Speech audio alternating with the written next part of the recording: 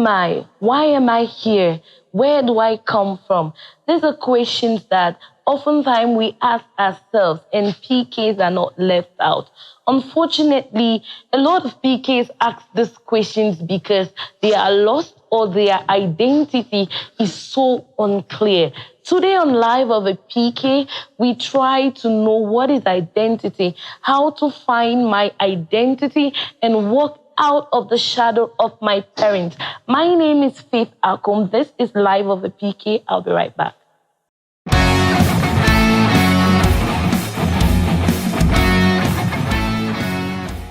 Have you ever wanted to know your true self?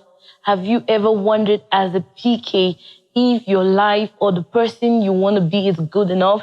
Then today is just for you. We are finding a person and walking out of the shadow of a parent. Can we actually do that? You're welcome back. Today with me in the studio, I have a young man. He is a great person, an outstanding pianist. Actually, he is an example of a PK become pastor, a preacher's kid that is actually a preacher. He is an intelligent pianist and worship leader. He fellowships with the Living Word Worship Center. This is no other than Tabiayuk Daniel. Tabiayuk. I always like adding the Tabiayuk to his name. You're welcome. Thank you very much. I'm happy to have you. I'm happy as well to see you today. This calm and well-calculated gesture. I hope you're here to talk. Yeah. All right. I'm ready. Take us down memory lane. How was life for you growing up as a PK? Well, life for me growing up as a PK has been interesting, has been funny as well. Growing up as a PK, you're living in a glass house. And you're not expected to throw stones because they say when you live in a glass house, do not throw stones. Do not throw stones. But we all throw stones, don't we? We do. Living in a glass house as in the sense of your life is transparent. Everything is seen.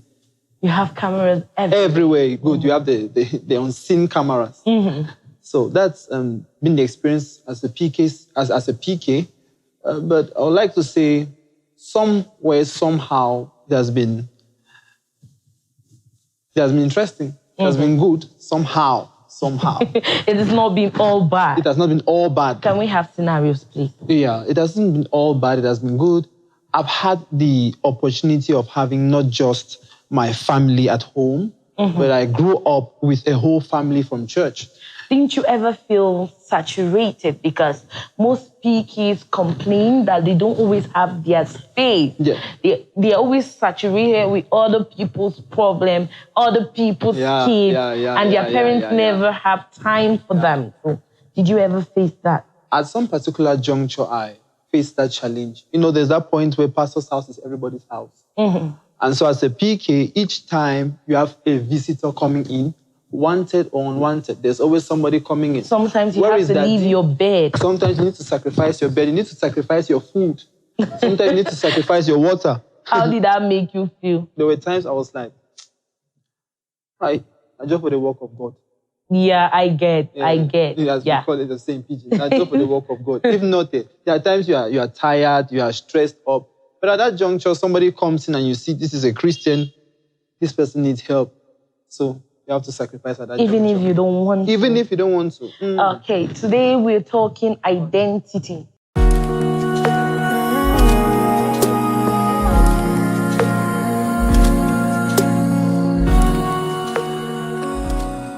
We are here to talk about identity, finding your person and walking out of the shadow of your parents. What's identity? In your own words. In my own words, identity, I can say identity is being myself without stress, feeling free, and having my characteristics and living with that. It's life.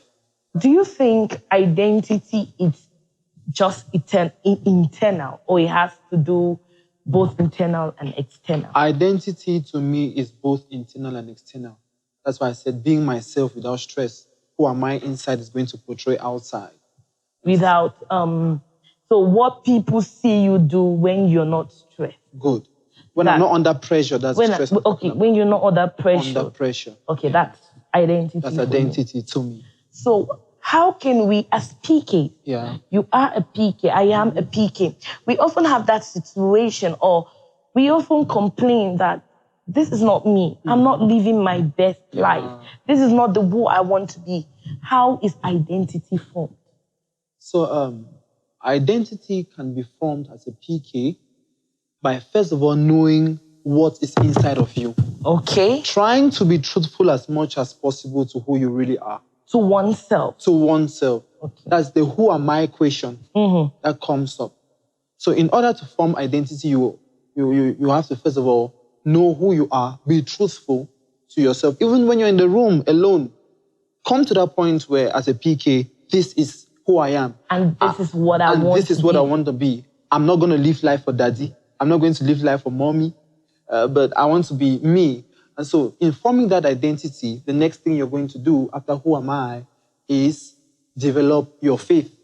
Okay. Develop faith in God. You understand that? So what about maybe a PK who is not really a fake person, or maybe has different values from what the father preaches? What do you do? What do you then develop? Now, having different values from what pastor is preaching or the father is preaching doesn't really cancel the idea or the fact that there is a God whom we are supposed to please. Okay, and we're supposed to worship. And we're supposed to worship. Okay. So in a bit to form my identity or develop my identity, I said, know who you are, per se. Yeah. Have faith in God, then develop who you truly are. All develop right. your identity now. Yeah. For example, I may be a PK and I sense that I'm called to politics. Good. Now you're getting something else. Good. That's a whole controversial issue on its own, but let's ride on. Yeah, I may be a PK and I think I'm called into something like politics. I'm called into something like fashion designing. I'm called into something like modeling. I want to be a musician like myself. Yes. After noticing that is who I am, I develop my faith in God by going close to Him. Let me understand. Then now I develop my identity by doing research on what I want to do, being truthful to myself, having a company of people who have the same kind of mindset like myself, you, yeah. and like me. And, you know, at this juncture, it becomes a little difficult. Okay, now we're talking about identity, and I do not hear anything about physical appearance. Does that mean that the way I look, my physical appearance, has nothing to do with my identity? Well, your physical appearance will have something to do about your identity. That's why I ask this because a lot of PKs find trouble in their appearance, the way they dress, the way they look, and sometimes it causes a lot of stones on them. Yeah. So, take it from there. At that particular juncture, you see, I mentioned some professions like modeling. And there is a way a model dresses. Being a PK, there's always that challenge of, don't wear this kind of dress. You don't know that as a pastor's chair, you're not supposed to wear this kind of dress. Don't do like this. Your hair should be like this. Your hair should be like this. So does physical appearance have any implications on the identity of a PK? Well, yeah. Though, it depends. For my own sake. So what does it depend on? If you're truthful to yourself, there's that point where you know that you know, because dressing is a whole topic on its own, but that point where you know, I'm dressing like this, this is how I feel like to dress. Once it doesn't cause me to sin, once it doesn't carry me out of focus, out of purpose, then as a PK, you should come to that point where you can meet mom and dad and tell them, I feel like dressing this way. If it's not vulgar, if it's not indifferent. Or indecent. Indecent. All right, we'll take on a very short break. And when we come back, we have more questions for our guest, Tabiayuk Daniel.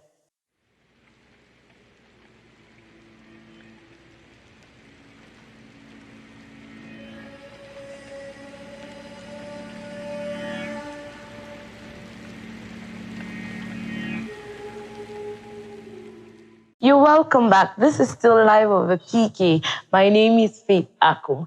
Before the break, we're talking about the modalities, things that form or shape the identity. You've got to be true to yourself, and you have to be having a constant relationship with God. Right now, we're going to be talking about how much control do we have in shaping our identity. What do you think? Having control as far as your identity As is PK, concerned. like, Okay. do you PK. have the control? Because we know family is the bedrock of every human. So if you come from a preacher's house and there's a lot of controversy, do you have that sole control in developing your identity or shaping your identity? The truth is, at the beginning point of every PK's life, you don't have that control. Most of them don't have that control. Why? Is it that reality is that most of them do not have the control, or they are not supposed to have control? Not under normal circumstances, as a human being, you're supposed to have control over yourself at a certain age. But most PKs are like, I can say, fine-tuned to a certain kind of structure. And so they are being built up with that kind of mentality. So, and it grows into character. And it grows into character. Not necessarily who they are. Who they are. Okay. So you have instances whereby you know this is where I want to be. You know this is where I want to be, but you have little or no control over yourself. And so as a PK, like there have been times in my life, let me use my personal example. There have been times, Daniel, come, let's go with this party now. Today is my birthday. Oh, I've forgotten you're a pastor's child. No, don't come. No, you can't come for party. Don't come for party. You come and ruin everything. You come and ruin everything. Or you see sometimes I'm in school in mates and it's like they're discussing something. And immediately I'm approaching, you see the topic just dies down. And so that pastor they come, that pastor picking they come. Those kind of things. Does that make you feel uncomfortable? Yeah, sometimes it makes me feel uncomfortable. All right. So I have no control over myself because the church has put me under some sort of, there are some parameters that you cannot exceed. I cannot exceed. And even when I want to go towards friends with the ideology of ministering the word of God to them, just because I'm known as a PK, you're already seeing churchy. You're churchy. So by default. So control has really been a problem, has posed a problem to PKs. But then there's a way out. So what's the way out? What's the way out? When you're a PK, immediately you step out of home, immediately you step out of church. It's not like hiding who you are, but I try as much as possible to come down to the level of the people, especially on first sight. Okay. So you meet me the first day, you may take your time to know I'm a PK unless you really know me. Right. But when I meet you, I take you for who you are, you take me for who I am. And then as time goes on, since I'm kingdom-oriented, good. So you have control over your identity, to shape your identity, if you let people know you for who you truly are, not just for the title, as a PK. As a PK. Now, I've always wondered, how do we walk out of the identity our parents provide for us? Like, as a PK, your parents tell you this is how you have to be. For this, I've had cases where they come up to me and like, how do you get to do what you like to do? How do you get to be a host? How do you get to be a journalist? Do and say the things you like to say, because my parents have said, this is a no, all no for me. So how do you do that? How do you walk out of that shadow of your parents? One of the ways through which we can walk out of that shadow of our parents as PKs, God made me Daniel. I'm Daniel. My father is Ivor. Okay. So being true to myself, I'm Daniel. This is who I am. At that particular junction, I moved to Daddy. This is what I want to do. Sometimes we consider stubborn when you do that. Sometimes it's considered stubborn, but at the end of the day, it's about pleasing God. All right. It's about pleasing God. Because I want to move in the direction where God has led me to. Mm-hmm. So, in a bit to come out of that kind of a circle, number one, know yourself, be truthful. Be truthful. To who you are. To who you Never are. try to pretend. Never try to pretend. Be truthful even to God. Dear Lord, this is what I want to do. And He needs you just the way you are. And He needs That's you just the way you are. That's the important thing we need to know. God does not need you as a PK. God needs you as you, just who you are. Yes, let's go. And so, you see, sometimes in a bit to prove who you truly are, sometimes you must get misinterpreted. Okay. No. Now you're touching on still waters. On still waters. This is not supposed to be you. You are supposed to be like this, like this, like that. But at a certain juncture, since you cannot pretend for long. Yes, character is like pregnancy. It's like pregnancy. You cannot hide it. You must take the bold step. I like that. Take the bold step. I like that we are ending with that. Yeah. How do you take a bold step? How do you take the bold step? By doing. By doing. By doing. You just need to be careful. Take the bold step. Do the action. The end point, what we are supposed to worry about is pleasing God. Pleasing God. If we don't do that, it will cause so many PKs to go under depression. And that's what's happening. That's something we want to talk about. We have about 4 minutes left in this show. We were talking out of camera that a lot of PKs have not found themselves. They work in identities which is not them. Mm-hmm. And you were telling me of how it's depressing, how so many PKs are suicidal. Let's throw more light in that. Yeah. You know, doing a lot of research and asking questions from seniors in the PK ministry, you know, it bothered my heart when I read The Purpose-Driven Life by Rick Warren. Mm-hmm. And only some days after that for his son Matthew Warren to commit suicide. You can imagine that. And several other instances around the world. And you know, even in town here, discussing with other PKs, it's like, boy, the thing hard. All things just stress me. Everything is stressing me. I can relate to that because there was a point in my life that I was very, very suicidal. I was depressed. I was under everything you could term as depression. Mm-hmm. So before I say anything, because I have an experience on that, what do you think makes PK, when it comes to identity, what makes them go to that extent of being suicidal, under depression? It's simple. What causes PKs to go under depression is because they have no one whom they can air out their minds to. True. As a PK, you bear witness to me, not up to 2 people in the church of 500 can ask you, how are you really doing now? Yes. You always call to the Sahendri. And nobody says, how are you? What's going on? What is wrong? How you managing the peer pressure? Or how can I help you? How can I even help you? So most PKs don't have that heart-warm fellowship with people, one another, even sometimes with their parents, because dad is in this crusade, dad is in this conference, he's in this meeting. And mom is always praying for that. Mom is always praying for that. And you see those kind of things. You share your parents with everybody. With everybody. And so at the end of the day, you are left alone in the room, thinking, why you and my other parents carry their children out to the mall, but your dad is carrying all the time to the crusade ground and things like that.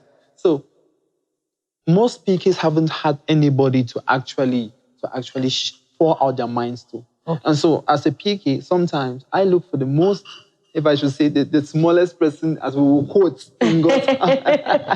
It's not really feasible, but sometimes I look for that person and I'm like, somebody you can just talk to. That's right. Thank you very much for coming.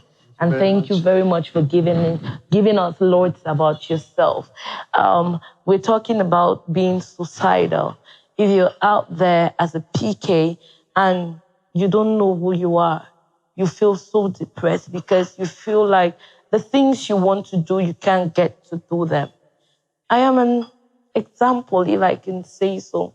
I got to a point in my life that I wanted to do everything to please, especially my parents who had done so much for me. And I was so unhappy. I was so unhappy that it affected everything I'd gotten myself into, relationships, how I interacted, how I saw myself self-esteem and all of that.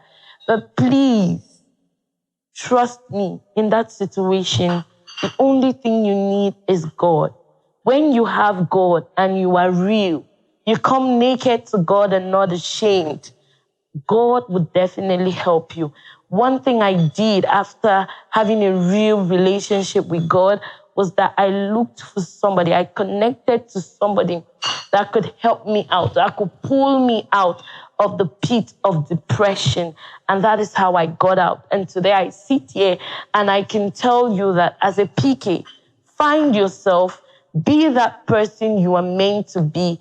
Find your niche in pleasing God. We are all in His kingdom, and there's something specific He has given you to do. I believe you can do that. This is Life of a PK.